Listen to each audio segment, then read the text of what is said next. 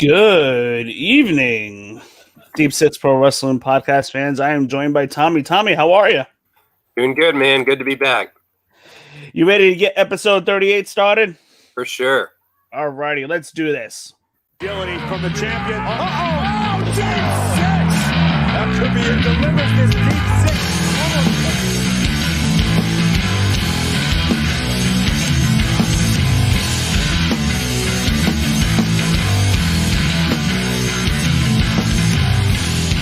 Good evening, Deep Six Pro Wrestling Podcast fans. We are in episode 38, our 21st week of the Deep Six Pro Wrestling Podcast. I am joined by Tommy from Back Sports Page. Tommy, how are you, man? Oh, doing good. It feels like it's been a while since we've talked, but it's been another good week of wrestling. I'm glad we get to sit down and talk about it. Yeah, absolutely. Overall, wrestling as a whole has definitely strung a couple good weeks together, including WWE, NXT, AEW. But yeah, we will talk about all that today. But where do you want to start? Do we want to start with Raw? Or do we want to start with a little NXT talk? Honestly, I think we have to go with NXT because, in my opinion, NXT was the far superior show this week. So I think NXT is a good jumping off point. Alrighty, so a little ratings talk. First of all, we're gonna go off the cusp for a couple of moments here. The AEW ratings, a little bit over 800,000, probably more towards the mid 800,000 mark. WWE. Approximately 680,000. Don't have the exact number in my head, but it's around there. So, and AEW wins the ratings war once again. This is going on for a number of weeks. I think 2 straight months now. Both numbers took a drop. I'm going to talk about this later on, but both numbers took a drop because they are on the same night. So last week we had 1 million, over 1 million on Wednesday night for AEW, and WWE had over 800,000 on their Tuesday night show. So in your opinion, do you think both companies benefit from doing separate nights? I think the numbers tell me so, but what do you think? Yeah, I do. And I think it just, as a wrestling fan in general, somebody who tries to take in as much content as I can, it just makes it so much more enjoyable to be able to sit there and not have to have, 2 different TVs or 2 different, have to flip the channels. It does make for good competition, and that's what we want to see. But it just makes the shows just feel so much more, I want to say, impactful, if that makes sense. You sit down and watch it and you're like, okay, this is good. They have their own night. They can sit down and plan out what they want to do and not have to worry about, the numbers for a different show. And then you get to go into Wednesday and you got AEW, which is completely different from what WWE has. And so if you look at it, you have Monday Night Raw. Then if they ended up doing this, you'd have Tuesday, you'd have NXT. Then you have AEW on Wednesday, and then Friday would be SmackDown. You're kind of sandwiching in, WWE with all these shows that you have, to begin the week, but AEW gets that middle spot, and that's what makes it so much more enjoyable. Is that you don't have to worry about the competition. You don't have to worry about what the other person's doing at this moment if you're going to miss a match, because their main event has the same stature as the other show's main event, and you can't watch them both at the same time. You get to finally be able to, just sit down and enjoy it. And I think that's kind of been the thing is, while I love the competition, you almost feel like you can't enjoy it because you have to hide yourself away from spoilers of the other show, or you have to flip the channel. And it just kind of takes me out of it. So I love the Super Tuesday idea. I think that's great. And, going up against Impact on Tuesday nights, and even if Impact moved to Thursday, I think that would be great. But just having a week full of wrestling and being able to say, okay, there's a show every night that I can look forward to and not have to worry about having to flip the channel, just makes it better for the wrestling community and makes it a more enjoyable watch. Yeah, absolutely. I'm curious I'm very curious. I wonder how AEW number would run up against a Raw if they ran a show on Monday night, or a SmackDown if they ran a show on Friday night. I'm really curious about what the They'd be numbers would close. be like there. Yeah, I think it would definitely be close. I don't know if they beat them. I think that's a tough thing because you have to look at it in the fact that even Monday Night Raw is going up against Monday Night Football now. We're finally getting back into the football season. It's the So fall the ratings- season. It's the toughest season. Yeah, so their ratings are definitely going to take a hit. I think SmackDown's been on a pretty good run here recently. I mean, compared to Raw. So I don't know how they would do on a Friday night, but like I said, I just enjoyed not having to worry about conflicting shows and being able to just enjoy Super Tuesday and then Dynamite and then Friday Night SmackDown instead of having to have, so much wrestling on one day to where you feel like you're overwhelmed with, everything that's going on. Exactly. And you know what? Both NXT is benefited from being on Tuesday. I don't look at Wednesday night as necessarily a war. Although NXT would be quite possibly looking to make the first move here. But WWE knows that, and it's probably getting the hint that NXT will benefit from their ratings moving to Tuesday, and AEW is going to benefit too. So it's like a win-win. We're looking at a win-win for both companies if both shows are not at the same time.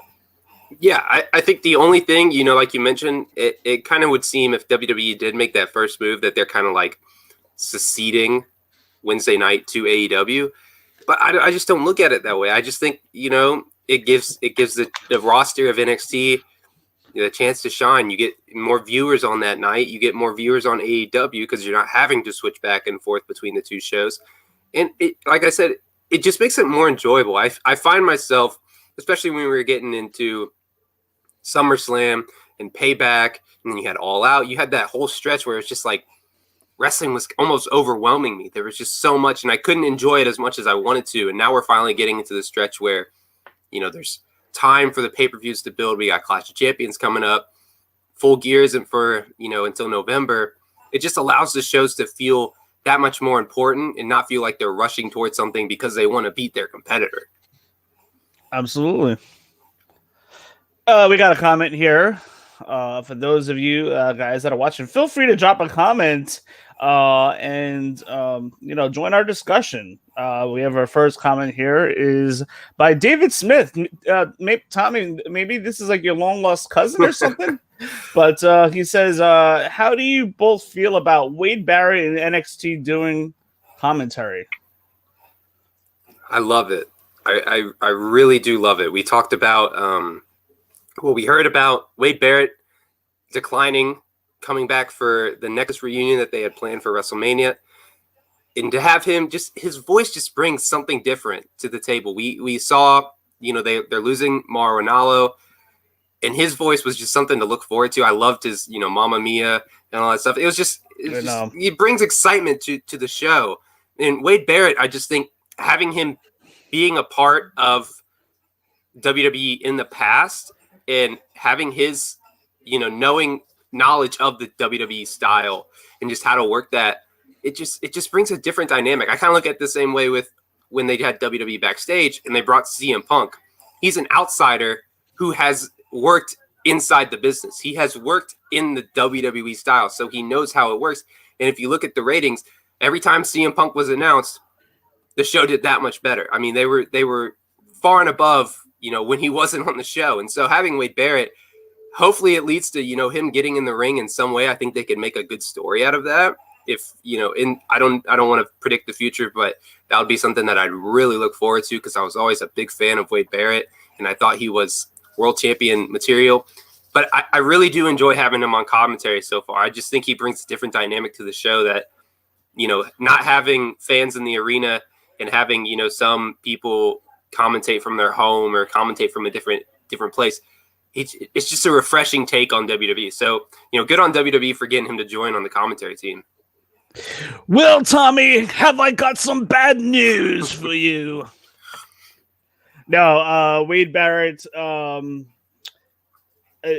what I'm picking up on, seemingly a pretty good storyteller. I like his voice on there. It's unique. Kind of pretty much like a Nigel McGuinness. I mean, after all, they're both from the same country and have the same accent. But good storytelling. I think he could bring a lot to the team, and I mean, it really stinks losing Mauro Ranallo.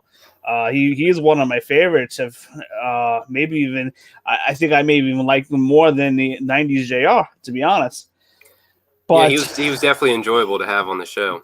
yeah, I mean, listen, if anything, JR, Mauro Ranallo, 1A, 1B. People, I don't know who you put at 1A and 1B at this point. I mean, they're both really good. That's how great Mauro is, one of the best.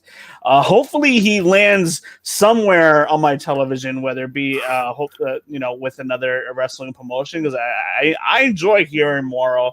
Great storytelling. He's into it. And I think a good storyteller on commentary can easily. I mean, listen, if you go back to watching the WWE product on Raw in the mid 90s, 93, 94, 95, and maybe a little into 96, Vince McMahon and then Jerry Lawler were basically doing the commentary for that. And Vince McMahon was even though the matches weren't great, Vince McMahon knew how to bring you in as far as the commentary, doing the storytelling, and he was so into it. And again, JR was like that. Mauro loves Joey Styles. Wade Barrett's doing a good job. Yeah. From what I see, I'm glad they signed him and brought it back.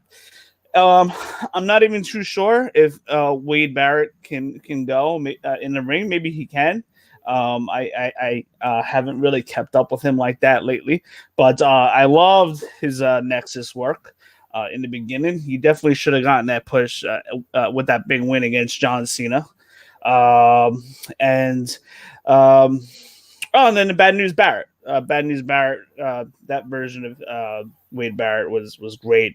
My favorite gimmick by him too. So, Dave Smith, thank you so much for the comment.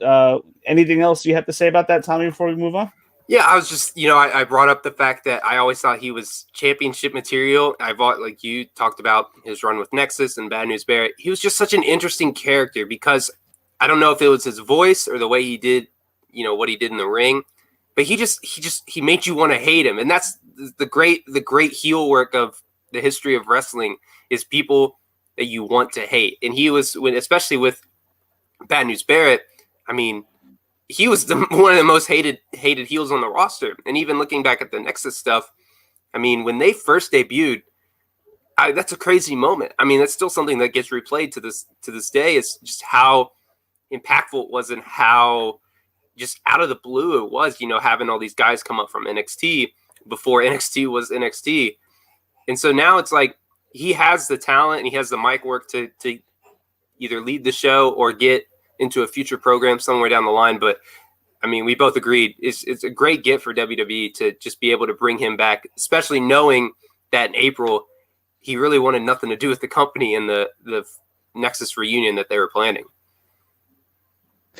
Yeah, sometimes reunions don't really work out the way it should, but and that's another thing too.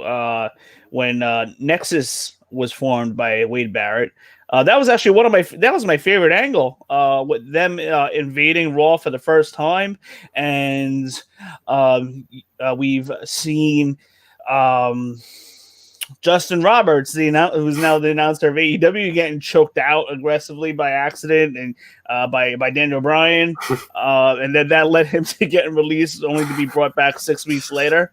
That was a cool angle, one of my favorite angles for sure by Wade Barrett. So it's one of those, it's one of my favorite Raws. Yeah, exactly, and it's just one of those what ifs. I mean, if Cena didn't take the rub from that SummerSlam match, I mean, just imagine the star that we would have in Wade Barrett, because I've hinged on this for a while and I've always believed it. He is a star. He's the kind of guy that you can build that heel work. And you look at his matches with Randy Orton in the end of 2010, I mean, where he was basically like, Cena, if you don't give me the win, you're either fired or you're joining Nexus. Like, that's the kind of stuff that as a wrestling fan, like, you want to see. You want to hate this guy to where the heroes like John Cena, are really having a battle just to get to the point where, they're the top guy again. And so I really do hope that we see more of Wade Barrett here in the future. Absolutely. Well, listen, the door is apparently open, or in the process of being open for hopefully a return to the ring. I would like to see it. NXT. We'll start with NXT. We'll buzz through this. We'll buzz through Raw, and then we'll wrap up our show. We had a very good showing by Shotzi Blackheart, didn't we? Versus Io Shirai. Yeah, she was incredible. What an incredible match for her to get that high-profile match against Io Shirai. I mean, she stepped up in a big way. I was very impressed. That was definitely the women's matchup of the night between the two brands for sure. Comparing NXT to AEW, but what a showing! Sometimes the look of Shotzi Blackheart is not for everybody. Her gimmick is not for everybody. Maybe a little hokey. Coming out with a mini army truck. Yeah, the tank. Yeah, that's the word I was looking for. But you got an amazing wrestler in Shotzi Blackheart in that division. Yeah, I think Wade Barrett, we were just talking about him, but he did a great job of really putting her over how weird her character is and how weird the gimmick is, but how great she did in this match. I mean, this was a physically intense match, and to be able to this was kind of Shotzi Blackheart's first real test, I want to say, against Io Shirai, who we know is one of the best in the business. She's champion for a reason, and she's delivered with flying colors. I mean, I can't talk enough about how well she did in this test to, see. And I look forward to seeing her get these future opportunities, whether that's against Io Shirai or,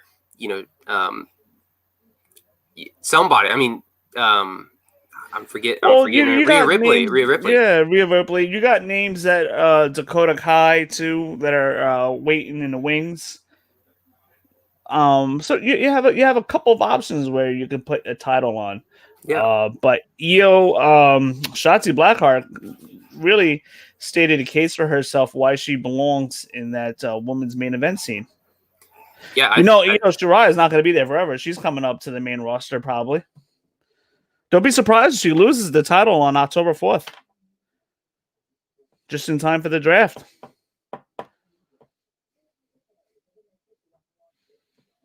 Think we are frozen here.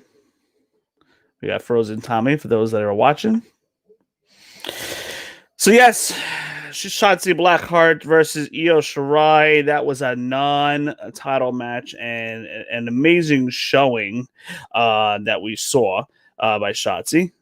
Again, Shotzi Blackheart is not everybody's cup of tea, but you have an amazing wrestler there.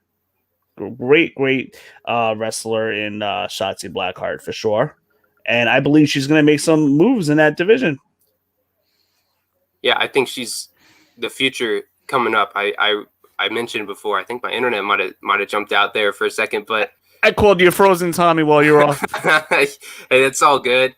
I think if they ever did the War Games match, she could be kind of one of those players where we see, having that superstar outlook. She comes into the match and just absolutely dominates, and she gets to the point where fans start taking her seriously. And I think this was the first step to where we see that, because as I mentioned, this was a huge test. I mean, you don't get a non-title match against Io Shirai just on a random NXT, and for her to come into this match and put on the performance that she did, I mean, hats off to her. It was an incredible match to start the show. So right before you got frozen, I mentioned the fact that, quite possibly with TakeOver coming up and the draft, we could see Io Shirai getting moved up to the main roster.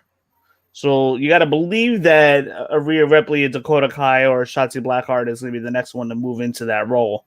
Probably more so, I'm thinking maybe Dakota Kai. I'm not too sure if they go back to Rhea Ripley just yet. I mean, maybe they do a number one contender match to see who the number one contender for that for Io Shirai would be. I'm not too sure where they go there yet. Yeah, I think they announced on NXT a battle royal, a number one contenders battle royal. Yes. And so I know Rhea Ripley is in that match, or at least they showed her on the picture for the match. I remember that. So I don't know where they go. You could go with the surefire way with Rhea Ripley. You could go, completely out of the blue with somebody like Mercedes Martinez. Or I agree with you. I think Dakota Kai is the best choice because we saw her have that match at TakeOver 30. Now she can finally get her revenge on a high, big stage. And then that allows Io Shirai to move up to, the women's division on Raw and SmackDown. Rumor has it that Mercedes Martinez is one of the Revolution members, so I'm not sure if that's the case. I'm not too sure if we see her back on NXT. I feel like this is 2 weeks now we haven't seen her. Yeah, I feel like we hear so many different people are being announced as Retribution members that it's kind of like I don't even know if WWE knows who they want to put out there. But, we saw her in the match with Rhea Ripley, the steel cage match that Rhea Ripley won. And we know that she's still a member of the Robert Stone brand. So, yeah, I wonder what they're going to do here in the future. Well, I guess it remains to be seen. And that's a good point you made. Thank you about that. Because they did announce that there'll be a number one contender battle royal. So there's a slew of options there. We know Rhea Ripley's in there, Dakota Kai's in there. Shotzi Blackheart is in there too as well. So we'll see what we get there within the next week or so. Moving on, Austin Theory is back on TV apparently against a very aggressive as of late Kushida. Kushida defeats Austin Theory with the Kimura. You think they're doing anything with Kushida here? Yeah, knowing that we found out today that they're doing the, as William Regal called it, I want to say the Gauntlet Eliminator number one contenders match. And Kushida is the first person to be in that match. We talked about it before the show. It would be so nice to have, I think it's a 5-man match, 5 young guys that we don't normally see get the rub. Throw in Cameron Grimes, throw in Bronson Reed. Maybe even Austin Theory gets in that match just to have a different taste of, who's going to fight Finn Balor. We've seen Johnny Gargano versus Finn Balor. I'm sure we'll see Tommaso Ciampa fight sometime down the line, especially with what he's been doing recently.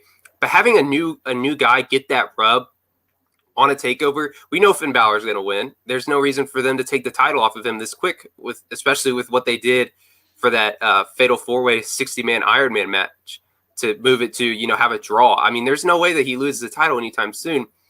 But a guy like Kushida, who we've seen in New Japan, and he gives off that new aggressive side that we haven't seen in NXT that we saw in New Japan. I think he's a great choice to be a challenger if they decide to go that way of having, a young guy or a kind of out there guy where they don't, normally take chances and give him that rub on TakeOver. Yeah, Kushida to me seems to be picking up a little momentum over the past couple of weeks from what I noticed. So I wouldn't doubt it. I wouldn't mind seeing a match between Kushida and Finn Balor. Sign me up. I mean, we know Finn Balor will win, but I wouldn't mind seeing that match for sure. Tag team titles on the line. Breezango retains against Imperium. Breezango gets the win, and what could have been the best tag match out of both brands for the night. So your thoughts, do we see Imperium going back to NXT UK here? You think they're going to stick around now that NXT UK is back and running? You think they go back over there? Where do you think Imperium goes from here? I wonder. I can't answer that question yet because I just don't know who's going to be the next challengers for the tag team titles. I think Imperium, they've lost 2 straight matches against Breezango. We even talked about how we didn't even think Breezango was going to get the rub. We kind of just thought they were the veteran guys who were getting a match on TakeOver and they were going to lose. And they ended up taking the titles. So with NXT UK starting back up, I think it would make sense for them to go back there, but depends. Again, I brought up the War Games thing. If they're going to do an Undisputed Era versus Imperium, I mean, that match sells. I mean, that's just a perfect match to have in the War Games, match type.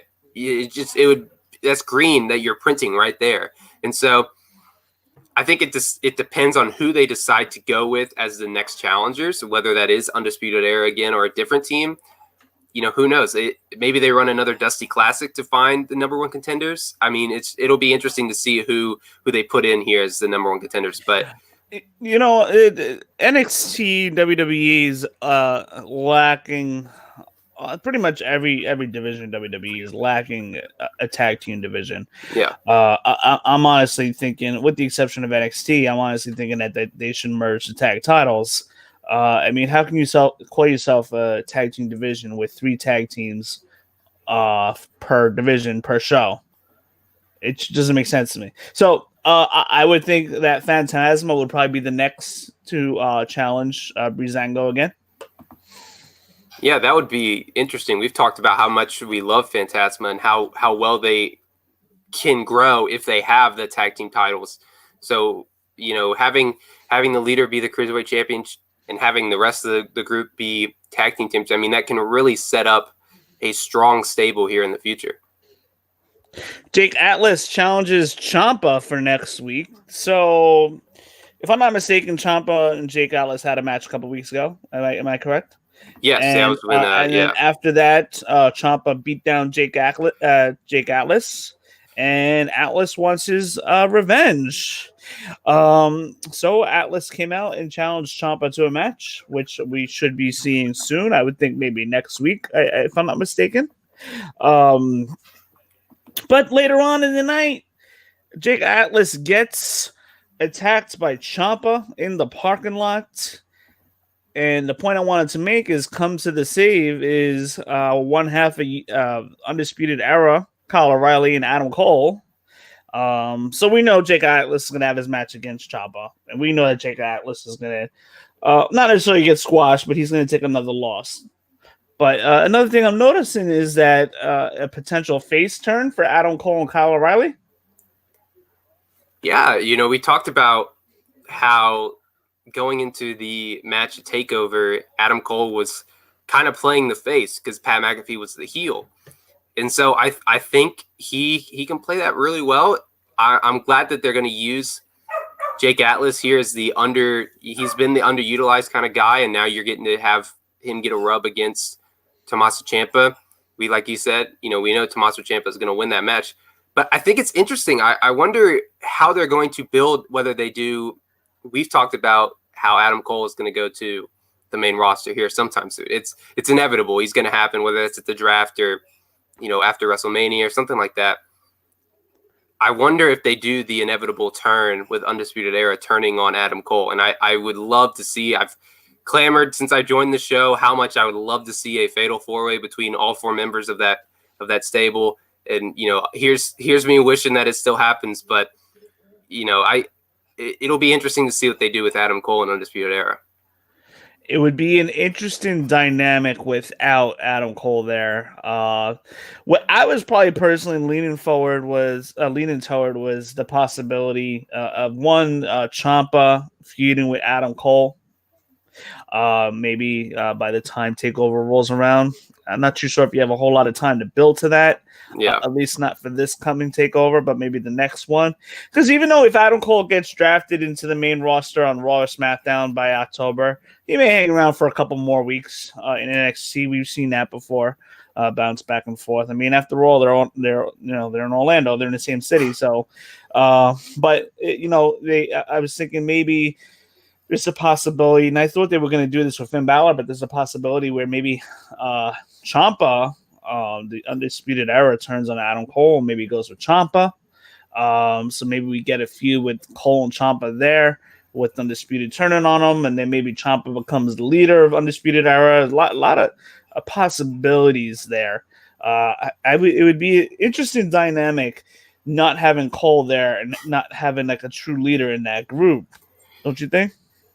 Yeah, I do. I didn't think about that. Having Ciampa be the leader, I think they can make that story work, and I think it would be, he's got the mic skills, and he's obviously a great leader. We saw him, and he's so good in the ring. I mean, he is one of the best in the ring in the entire company.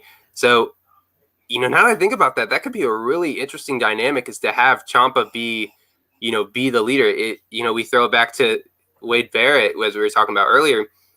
we saw CM Punk kind of usurp him as the leader, and they had a little bit of a feud, Wade Barrett and CM Punk. So, I kind of like that. I think that could be something that we could see down the line that would not only make a lot of sense, but make some good money and, be something that a lot of people want to watch. Yeah, absolutely. So it's going to be interesting over the next couple of weeks and for the draft that they have not even advertised yet, but we know it's coming out beginning of October. Damian Priest defeats Timothy Thatcher in the NXT main event and retains his title. What did you think of this match before we move forward? It was good. I have been a fan of Priest for a while, and to kind of have his whole character is that now he's finally champion. He's North American champion. He's kind of living up the party style. And I like you have this guy in Timothy Thatcher who is no nonsense, just going in and ready to, kick some what. And for him to come in there, and they just had I think they did a great job in starting and ending the show with 2 physical matches. I mean, this was really a good showing out party for both of them, but especially for Priest. I think Priest got a really good rub, and I think it really shows that he can be, a good champion. He kind of reminds me of, some of the great Intercontinental champions of the 90s, Like Scott Hall. Yeah, Razor Ramon, Honky Tonk Man. He just brings that different kind of vibe, and I think he did a really good job in this match. But again, like I said, kudos to WWE. Starting into this show, I mean, to have 2 physical matches like they did was incredible. Yeah, good match. A lot of people have been critical on Damian Priest. Listen, you gotta as far as his wrestling ability goes, you gotta remember this guy is about 6'6" or taller. Yeah. All right. So that is gonna limit the move set. So he does kind of his in-ring work. It kind of resembles that of a Scott Hall, which I used to like when I was younger. He's doing pretty good work. He's doing pretty good work in the ring as far as his persona goes. Pretty funny how he jumped in a hot tub right after his victory of the NXT title with the 2 women, with Triple H taking a selfie with them. But yeah, I mean, you got to give it a chance. He's got charisma. He can go. We've seen him go against Finn Balor, one of the last In Your House NXT takeover In Your House. Great match there. So the WWE has definitely got something with Damian Priest. Yeah, it'll be interesting to see the dynamic that they run with. We kind of, I don't want to say the North American title has been hot potato, but we haven't really seen a lot of people hold it for too long. We saw Keith Lee give it up after winning the NXT title in that match with Adam Cole. So, I'd like to see him get that rub, where he holds the title for a while and you build up. We always talk about how both companies need to continue to build their stars and get these younger guys chances. And we saw that with the ladder match. There's a bunch of guys, Damian Priest, Bronson Reed, Cameron Grimes. Yeah, exactly. You have that presence in that match, the young guy presence. And so if they continue to let him shine and kind of build, I like this character, where he's just the party guy. Now that he's champion, he's finally, able to live the luxurious life. And so give him time to build, get him ready for when he inevitably goes to the main roster, and have another guy that you build up, whether that is Cameron Grimes or Bronson Reed or somebody else. It's good storytelling to build up a new guy to finally take down the top guy to where he can, move up to that main roster. And now you got another guy who's, champion and ready to lead the brand for the next few months. So I hope we see them let him hold the title for a little bit longer than normal. Ricochet. Let's talk a little Ricochet for a moment before we talk about Raw. Ricochet was rumored very, very recently that he could be on his way out once his contract is done. I even got a message on it today. I'm reading reports that that's not the case. What do you think about this? Talk about a huge loss for WWE if this happens. I mean, Ricochet going to one of the competitors, I mean, that would be crazy. He is been such an underused talent. It's crazy. Ever since his loss to Lesnar, I think that was at one of the Saudi shows. Yes, that was in one of the Saudi shows early this year. Where he just got squashed, and it seems like ever since then he hasn't been. They don't know how to use him, and I don't know why. His talent is great.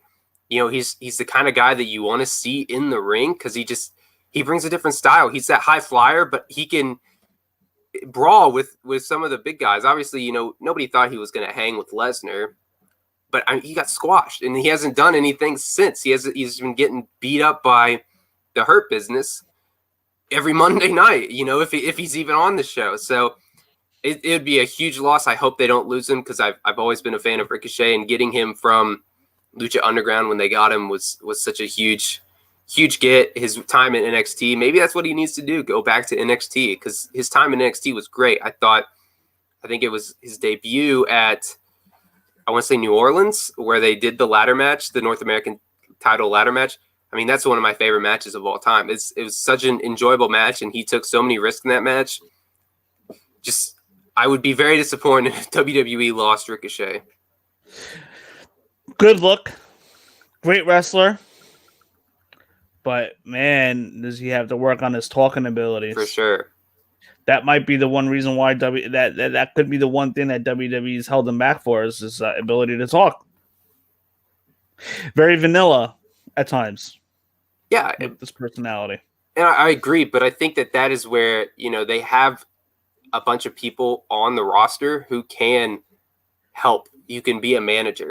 Maybe if they teamed him up with Zelina Vega, if he turned heel, I think that would be interesting because she's a good talker.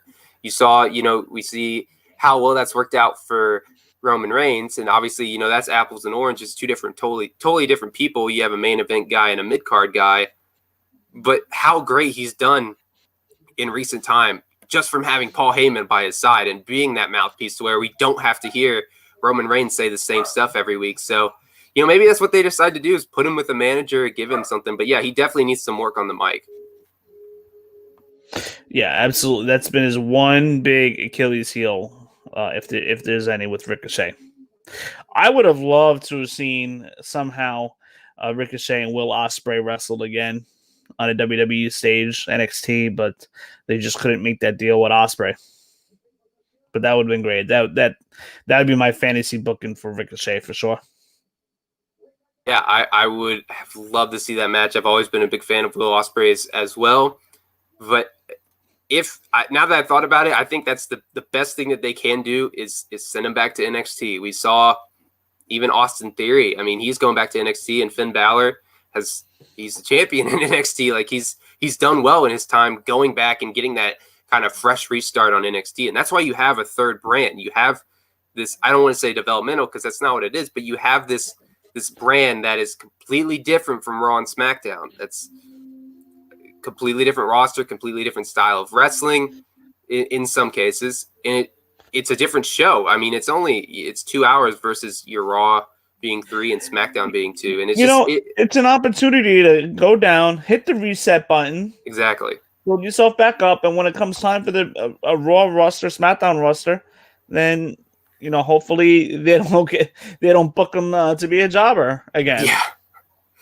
Because that's probably what I think you really need to do with Ricochet at this point. Let him go down, hit the reset button, you know, let him stay down there for 6 months to a year, and then you have him built up back again and be more formidable of an opponent for somebody on Raw or SmackDown.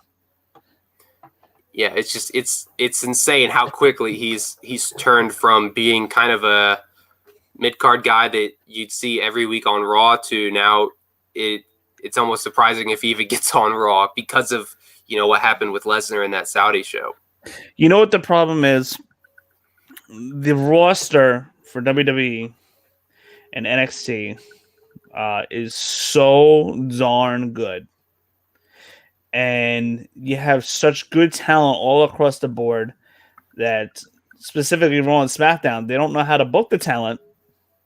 So us as smart fans, when we see guys like your Ricochet, Daniel Bryan, not as much Daniel Bryan anymore, but Kevin Owens, Finn Balor when he was on the main roster, a lot of these great guys, and Aleister Black, They're so good and could be a title holder, but they're not getting that push. But the problem is, you can only push one guy at a time for the championship. You can only push one person for mid-level, and it's somebody has to play the role of champion. Somebody has to play the role of challenger. Same with the mid-card, and somebody's got to play the role of being a goober. Yeah. It's unfortunate Ricochet is in the goober category right now because we know how good he is, and we know that he deserves better. He does need to improve his talking, but we know that he deserves better. He should have had a match against Brock Lesnar. So, yeah, the way Ricochet has been treated, it's probably true. It's probably true that word got out and he said something, and now he's just trying to diffuse it for now. But he could very well be on his way out. Yeah, we talk about AEW and how wealthy they are in tag team, just having a bunch of tag teams. And it almost surprises me how WWE just hasn't put these underused guys in tag teams and built up that tag team division, because they have pieces there. They have guys. We even see it kind of with the combination of Cesaro and Shinsuke, two guys who are kind of, middling, just hanging around on the roster. They put them together, and they've done pretty well for themselves. I mean, they're an interesting watch. And so I've been surprised that WWE for so long has neglected to put these underused guys in tag teams and just let them build themselves up. I mean, even if it's once a week or they do a tournament, every 4 months or something, to where you just get to see these tag teams come together. I mean, you're right. They have so much talent on all their rosters that, it's almost it's not surprising anymore when you hear somebody complain about being underused. So if they started using the tag teams, it'd be the best solution. That'd be great. But speaking of tag teams, WWE's done the exact opposite. They've done the opposite. Look at we'll get to in a minute, but Andrade and Garza, we see them fighting and finally, on Raw. So they're basically splitting. It looks like. Then you see Ivar. He got injured last week. We don't know when he's coming back. So that's one tag team down. You see Cedric Alexander turn heel last week, go to the Hurt Business. So he's no longer tagging with Ricochet. That's another tag team down. So right off the bat, just on the Raw side alone, that's 3 tag teams that are not fighting right now. Yeah, and you have to too have many Cesaro pieces. and Shinsuke to come over to help out with the Raw division for the tag teams last week to get a match in for Raw. Yeah, there's just too many pieces that are being underused for them not to build.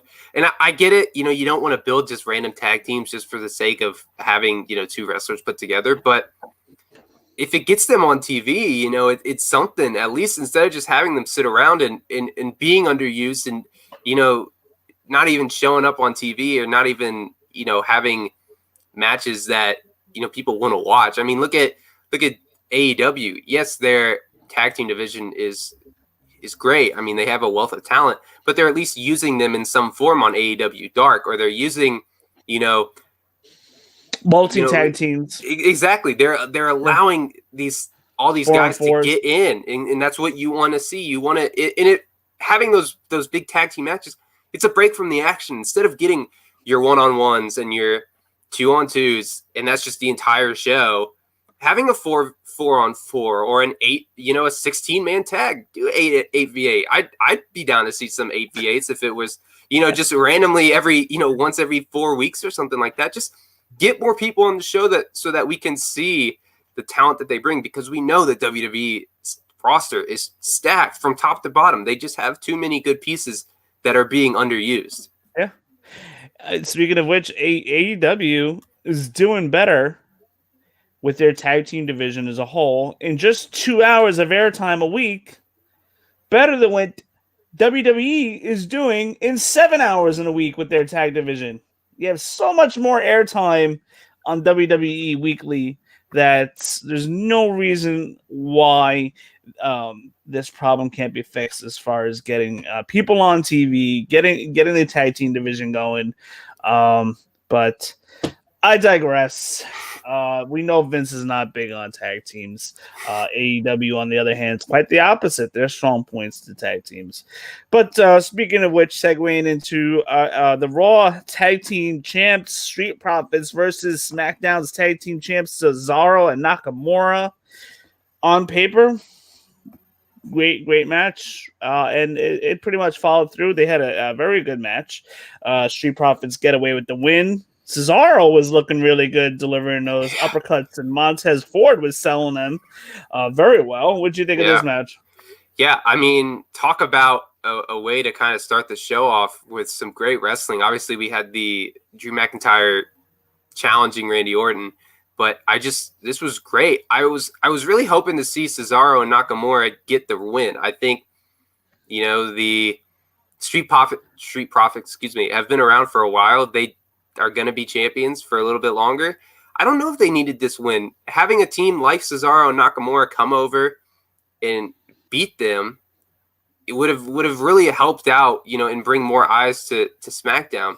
But you were right. I mean, we all know Cesaro is, if not the best, one of the top 5 wrestlers in the business, or in the company, I would say. I mean, his in-ring skills are just incredible. And again, another wrestler who hasn't been used in his career in WWE to as well as he should have been. But Montez Ford has sold the hell out of those uppercuts. I mean, overall, this was a great match. I was really, really impressed with everything that went on, and I was glad that WWE kind of took what AEW did in starting with a tag team match and showing off, even though the talent, compared between the two isn't even remotely close. I mean, WWE did a good job to start their show off with some really good wrestling.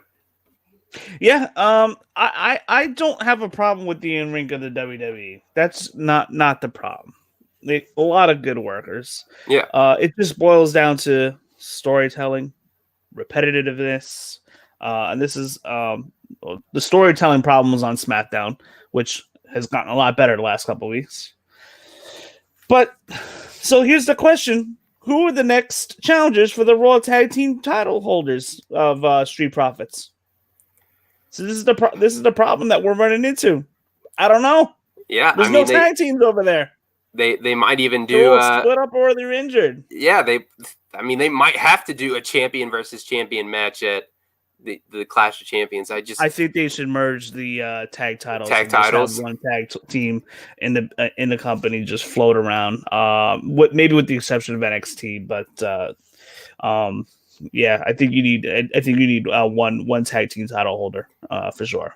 Yeah, and that allows these other tag teams. That's where you can throw in those 8-man tags and those 16-man tags, or however many people you want to throw in, like to have them. You have a giant tournament or something to get to the number one contenders for one solid tag team title. I don't understand why they've neglected. We obviously know that Vince McMahon does not like tag team wrestling, as you said, but the amount of time that they've neglected tag team wrestling for so long is incredible. And to see what AEW is doing with it is, showing why that tag team wrestling is still something that people want to see. Women's Raw title match, Asuka defending against Mickie James. So, as in case you guys didn't know, the Raw theme was titled "In Your Face." So every single line that they talked about throughout the whole night, every single match was in your face the whole night. They wanted to make sure that Raw was in your face the whole night. So they wanted to make sure that this match was in your face too. Women's title match for the Raw title, Asuka's championship versus Mickie.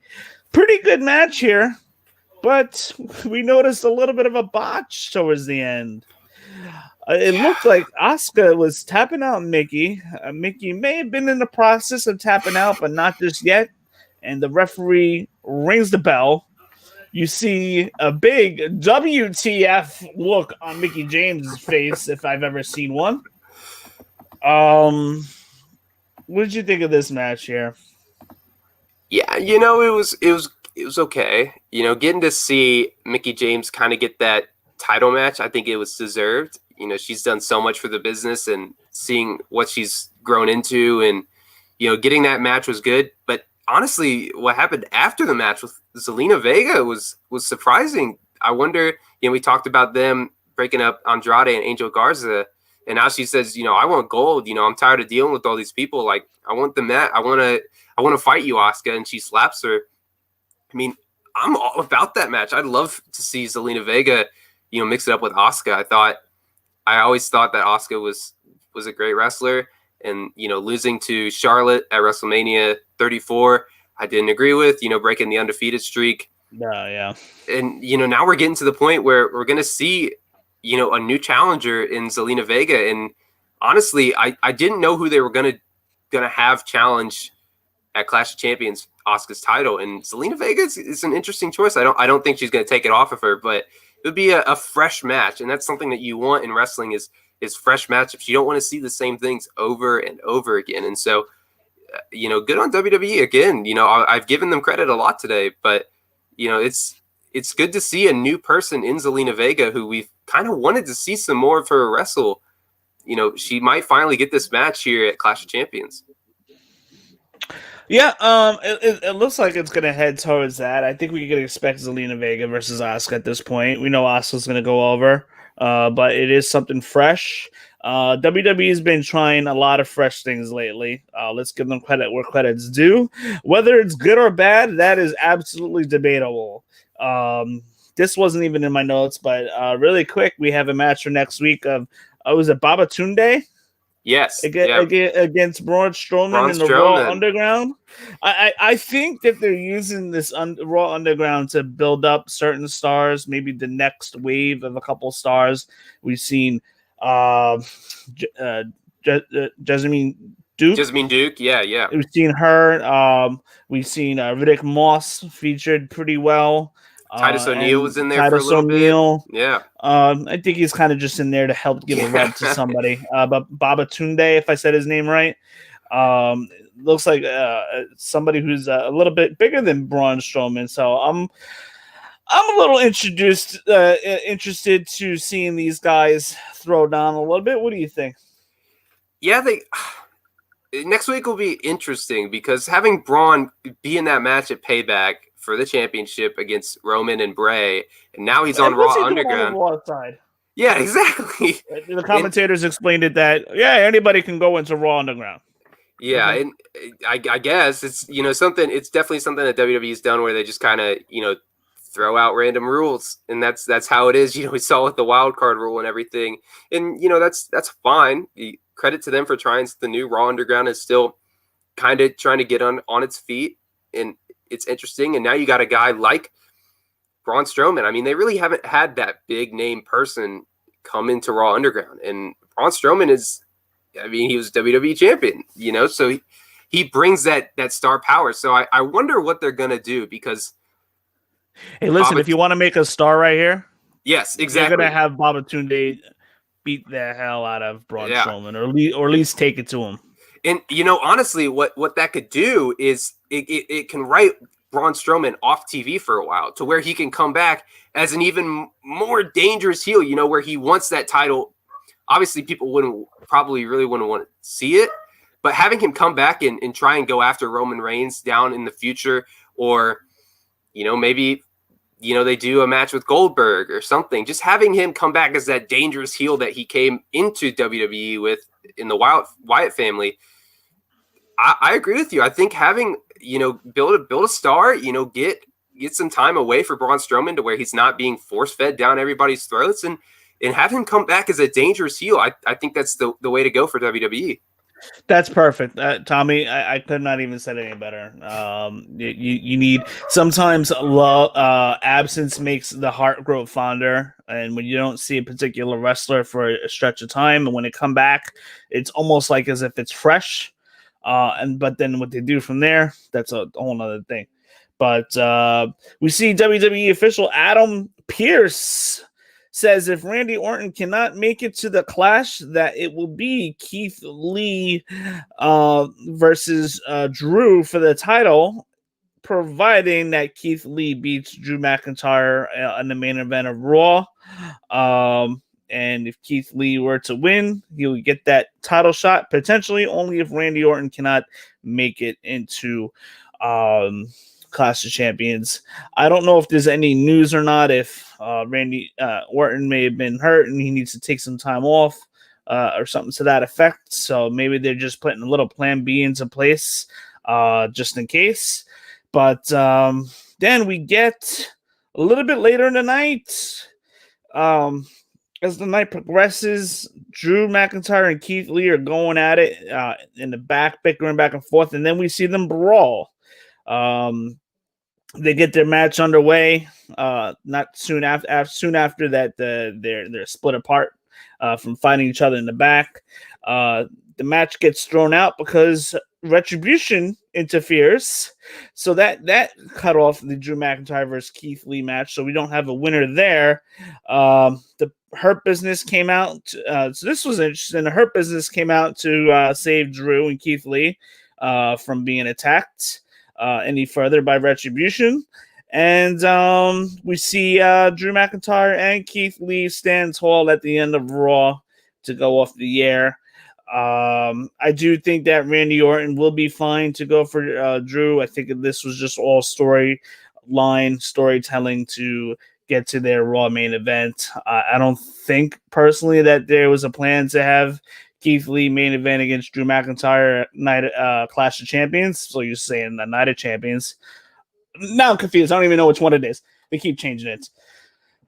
But yeah, it's been something every year, it seems. Yeah, so it seems to me that it was probably just for Monday Night storytelling purposes only, and that the plan still is and has always been Drew versus Randy, which it still is at the moment.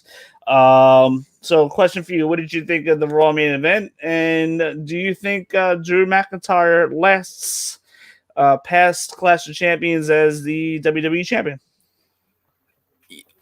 I'll attack it in two different things. Raw main event, Keith Lee versus McIntyre is a money match. I mean, bring out the Brinks trucks. It doesn't matter. I mean, this match is going to be fantastic, but it doesn't need to happen right now. And I'm glad that they did a no contest. I'm kind of waiting for them to just finally get around to saying, okay, this is who Retribution is. You know, this is finally we have a payoff to the story. The Hurt Business was interesting.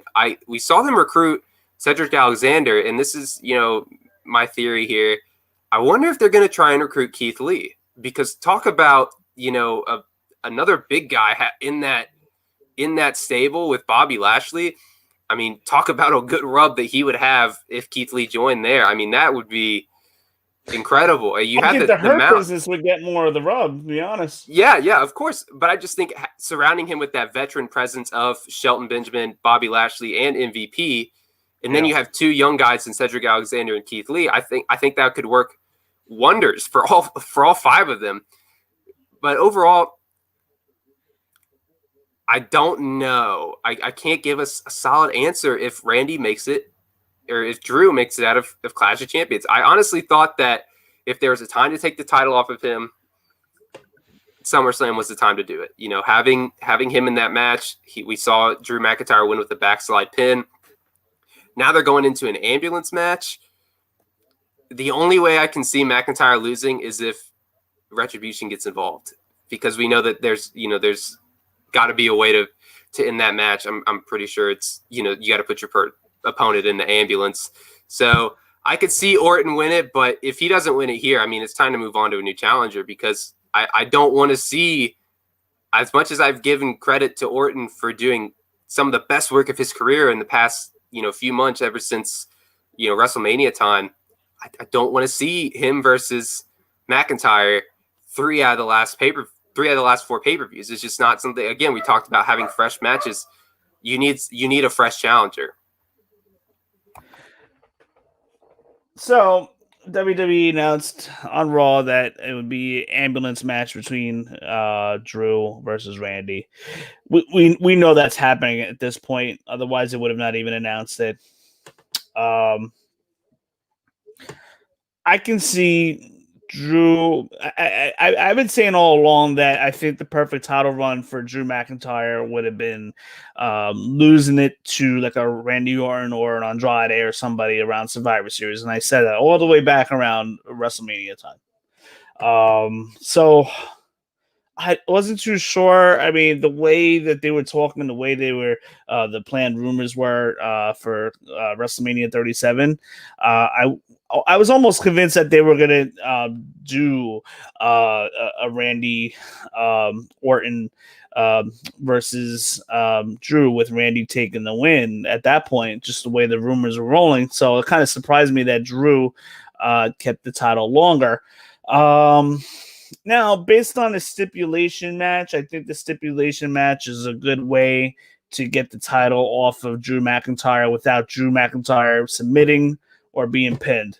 I think if there's any opportunity, I mean, again, I kind of want to see him lose the belt at Survivor Series just to give it a few months to breathe, and then have him win the title back at WrestleMania again, with hopefully people in the crowd. But I think this is probably the moment right here. Randy Orton gets the win, gets the title, by not by pinning or submitting Drew. This way, he stays protected. All you have to do is throw him in the ambulance, and then you win. Yeah, and I think I said I don't want to see that match 3 out of 4 pay-per-views. Yeah, but it's a different dynamic. They'll end if it Orton here wins. Yeah, well, I would assume that they would do. I think that their rivalry could call for a Hell in a Cell match for that pay-per-view. And again, that's another stipulation match where, Retribution, if they were to continue the Retribution storyline and not show out or show off who is in that group, that's a great time to show everybody who the members of the group are, while also still protecting Drew. You attack him, lights go out or something in the Hell in a Cell, and Retribution's in there, and they take off their masks and they attack Drew. I mean, that is great. And then we could, get a Dijakovic, if that's who is in Retribution, as the rumors have said, versus McIntyre. I'd love that match. I think that's great. That would be a great, kind of end of the year feud, to where Drew can get back, around Royal Rumble time, get back into the title picture, and like you said, get to WrestleMania and take that title back. But I don't know what they're going to do. I think you're right in the fact that the dynamic of the stipulation match, especially an ambulance match, gives them a way to get the belt off without McIntyre, looking weak, or without McIntyre taking a pinfall.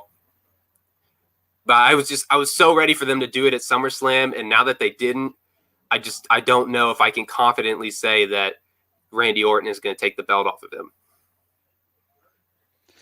All right, so hopefully within the next week or so, we'll learn more and see where this is going. If I'm not mistaken, I believe there is one more Raw before Clash of Champions. Yeah. So next week will be the go home show. So I guess we'll have a good idea by then. And then, not to mention what happens next week at Night of Champions, Clash of Champions, whatever you want to call it at this point, can also give us an idea of the possibility of if a big name will go to SmackDown, like if Drew McIntyre goes to SmackDown and what have you, because I've heard those rumors too. So we've talked about NXT having the Gauntlet #1 contender match. That will be next week, and in that Gauntlet, it was for which match? Oh, for the Finn Balor's world title. Yeah. So we have that coming on. We have G1 New Japan tournament starting Saturday morning at like 3 a.m. over here. It'll be 7 p.m. over there. No, I will not get up at 3 a.m. to watch. I'll watch. I'll catch it later on. You know who will? Oh yeah. Oh, M will be at the point where he hasn't even gone to bed yet, and he'll watch New Japan and then go to bed afterwards. For sure. That is probably. Speaking of which, M, who runs the AEW portion of our show, for those of you that are watching, listening, it is his birthday today. So if you guys happen to get a chance or in the Facebook group, make sure you wish him a happy birthday. Anyhow, one other thing, a little off topic here, but AEW Dynamite's running a 1-hour show next Tuesday after the NBA playoffs. Yeah, talk about interesting dynamic there. I wonder what they're going to have on that show, and how that's going to compete against WWE, and if the numbers are going to be, well, obviously they wouldn't be competing against NXT. That's my bad, but I just think having that dynamic and then having a show on Wednesday is going to be really interesting. Here's another headline. Sonya Deville's stalker faces life in prison. I don't know if he's officially convicted, but he pled not guilty. But that's going to stand. Come on. The legal system has its problems, that's for sure. So, life in prison is on the line. He pled not guilty of that. I'm just running down make sure I didn't miss any headlines here. And on the SmackDown side, really quick before we come in for Landon, we have Sasha Banks coming on to SmackDown this Friday for the first time since her attack by Bayley 2 weeks ago. That should be pretty interesting as well. We're seeing Alexa Bliss doing Bray Wyatt finishing moves in the middle of her matches. So that's an interesting storyline there. SmackDown's been doing some pretty good stuff, I must say. Yeah, I am extremely intrigued by the main event, I'd assume, of Clash of Champions, Jey Uso versus Roman Reigns. I think that's going to be, again, fresh matchup. I mean, talk about fresh. I mean, Jey Uso, getting that rub and going up against his cousin in Roman Reigns will be a very interesting matchup. But yeah, SmackDown's been on a roll recently, and I look forward to seeing them continue that here. They really have. SmackDown's been it's interesting for a while. It's man. When the whole focal point was on Baron Corbin and Roman Reigns. The dog food. You have the program between Braun Strowman and Miz and Morrison, and then Braun Strowman and The Fiend, or should I say Bray Wyatt. And Braun Strowman's title run was just abysmal, to say the least. And then you had Otis with the Money in the Bank winner. I mean, they're doing some kind of storyline with that. Maybe John Morrison will be the person to take the Money in the Bank off of Otis. And I'm not even too sure where that's going yet. But, the COVID months were not good for SmackDown by any means. Raw was benefiting a little bit more because we were seeing more new faces on there. So I was all about Raw. But now my interest is actually shifted just a little bit more towards SmackDown than Raw as of late. So I honestly, Tom, I missed about 6 to 8 straight weeks of SmackDown. Just quite a little bit of the highlights. Yeah. Just to kind of know what's going on. But now, tomorrow will be my 3rd straight week of watching the whole show and not missing. So I'm excited. We'll see what happens. But the Sasha Bayley stuff has been great. Yeah, it's been fantastic. And we talked about it. We mentioned it on other shows. It's just how excited we are for them to finally get to this point. This rivalry has been something that they've been building up so well. I mean, credit to. We've always talked about WWE not delivering on some stories, but this has been, obviously knock on wood here, but this has a chance to be one of the best stories of recent memory. Yeah, absolutely. It's been the best WWE storyline in pretty much all of this year. Yeah, for the most part. And of course, not to mention, can't forget the Roman Reigns pairing with the Paul Heyman has been very intriguing too. It's fresh. We know Roman Reigns is going to beat Uso. Maybe the Usos join Roman Reigns, a little small faction there. So we'll see what happens there. But everybody, thank you so much for watching or listening. If you are watching, make sure you hit that subscribe button. Help us out. Share with your friends. We are also available. The Deep Six Pro Wrestling Podcast is available on not only YouTube, Twitter. We are available on Twitter. Make sure you subscribe to that. iTunes, Google Podcasts, Spotify, and more. And you can also find us on www.backsportspage.com, where you'll see Tommy. Tommy writes articles about AEW reviews on backsportspage.com. You can find them there. So be sure to check that out. And listen, the opposite. If you're a listener, if you haven't watched our YouTube channel, please check us out. Give us a subscribe. And Tommy, that pretty much wraps it up for this week's talk of WWE. Thank you so much for hopping on, man. Yeah, for sure. Thanks for having me. I'm looking forward to the next one. Yeah, we are getting close to Clash of Champions. We're getting close to that time of the month where we do prediction or post show, whatever we have going on. Not to mention we have New Japan coming up shortly. AEW has got their 1 year anniversary show in about 3 weeks from now, and then it's just a lot. Hell in a Cell will be in a couple weeks, and then followed by Revolution of AEW 3 weeks after that. It's gonna be a lot. It's gonna be a lot going on. A lot of wrestling. Especially if you're following New Japan all those days. That's going to be a lot of content. But I'm looking forward to it. Guys, for those of you watching and listening, thank you so much for hopping on. And we will see you guys soon.